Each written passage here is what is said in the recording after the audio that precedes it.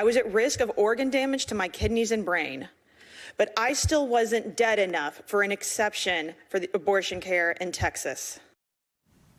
That is Texas mother of two, Lauren Miller, who joined us on this program recently. She was testifying there to the Senate Judiciary Committee. Lauren Miller is one of the 30 million Texans who Republican Senator Rafael Edward Cruz is supposed to represent. Senator Cruz, who is on that subcommittee, couldn't even be bothered to show up. He either simply was too much of a coward to face the situation that he had forced me into, or he just didn't care. Texas Congressman Colin Allred, who is now running for Senate against Senator Cruz, met with Lauren Miller before that hearing, and he heard what Senator Cruz did not want to hear. That Lauren Miller traveled over 700 miles to Colorado to get the life-saving medical treatment that she was denied by the Republican government of Texas. There are several Texas cities now trying to pass abortion travel bans that make it illegal to use local roads and highways to help a person access an abortion outside of Texas. Congressman Allred, who will join us in a moment, heard all of that today from the Amarillo Reproductive Freedom Alliance. The group successfully defeated a petition in the city of Amarillo that would have adopted an abortion travel ban there. Here's what Congressman Allred had to say. We don't have to be embarrassed by our senator. We can get a new one. And that's what this is all about. That's what this is all about. It's about the women in the panhandle standing up to billionaires who want to ban travel on local roads to access an abortion. And they're winning, by the way.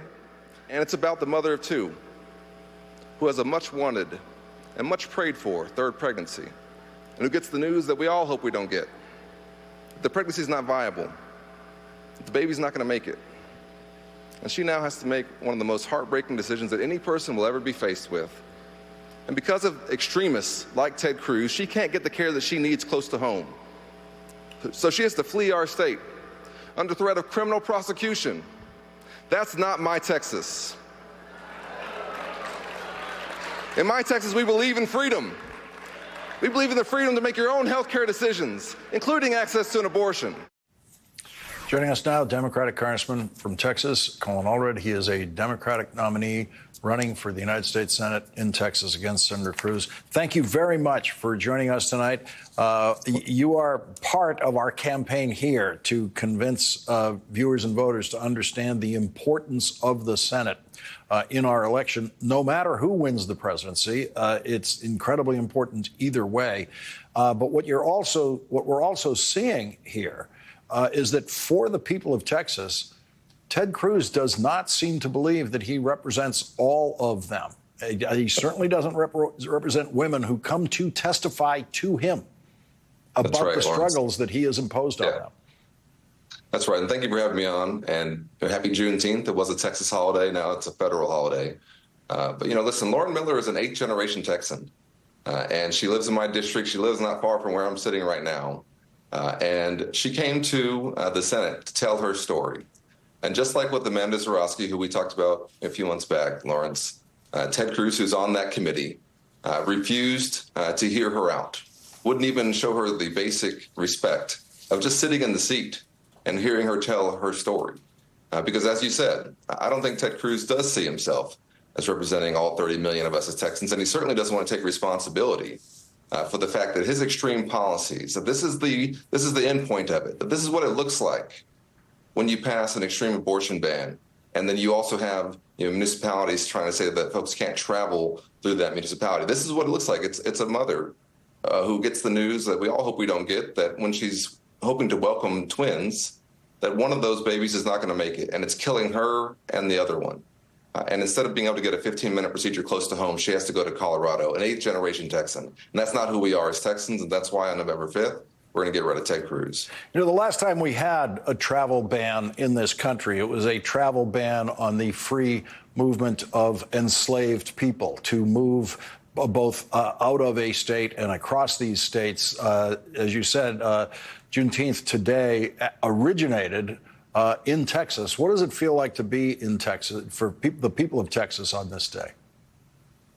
Well, Juneteenth is a Texas holiday that I've celebrated my entire life, and I'm so glad that now the entire country is getting a chance to celebrate it. I think it's about freedom, but I also think it's a chance to recommit ourselves to the promise of our founding documents, to recommit ourselves to the ideas that we haven't really ever fully completed, but that we've been working towards, and we're trying to perfect our union. And that's what I think we've been talking about here today in Dallas. We had a great march with Dr. Opal Lee, who is the godmother or grandmother of Juneteenth. She's a wonderful person. And this, I think, does cross over into reproductive freedom and into the ability to make your own healthcare decisions and the ability to make your own decisions about your life. And that so much of that is at risk here in Texas. And if folks think that it won't come to you if you're not in Texas, let's be very clear. If Ted Cruz gets a chance, he will pass a nationwide ban on abortion and enforce what's happening to Texas women onto women all over this country. And we can't let it happen. It's not who we are as Texans. It's not who we are as Americans. And so I need folks to go to colinallred.com and help us make sure that we can stand up for who we really are. I mean, you know, with the Republicans that you're working with in the House of Representatives, that there is very strong support, especially among with the Speaker of the House, current Speaker of the House, to pass a national abortion ban. The current Speaker of the House, I'm sure, lives for nothing more than that, wants nothing more than that. With a Republican Senate, they could do that.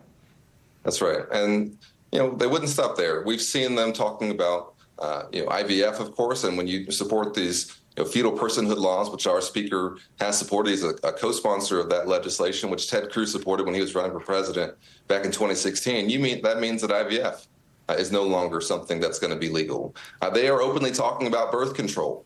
I mean, it's hard to even imagine that in 2024, we're talking about this. But we've seen this before. We've seen this before where they start talking about something that seems extreme, and it seems like it'll never happen. And then a few decades later, they actually do it. That's what we saw with Roe. And now they're aiming their sights at other of our freedoms. And we can't let it happen. And I just know that we're not going to. And that's, I think, the good news for folks that I want them to know about us here in Texas, as that folks are standing up. They know that's not who we are. They know that we have to fight back against this.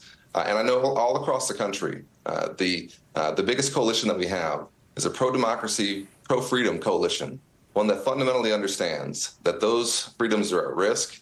I think that's the one that we're going to see come out on November 5th. Congressman Colin Allred, now running for Senate in Texas against Senator Cruz. Thank you very much for joining us tonight. Thanks, Lawrence.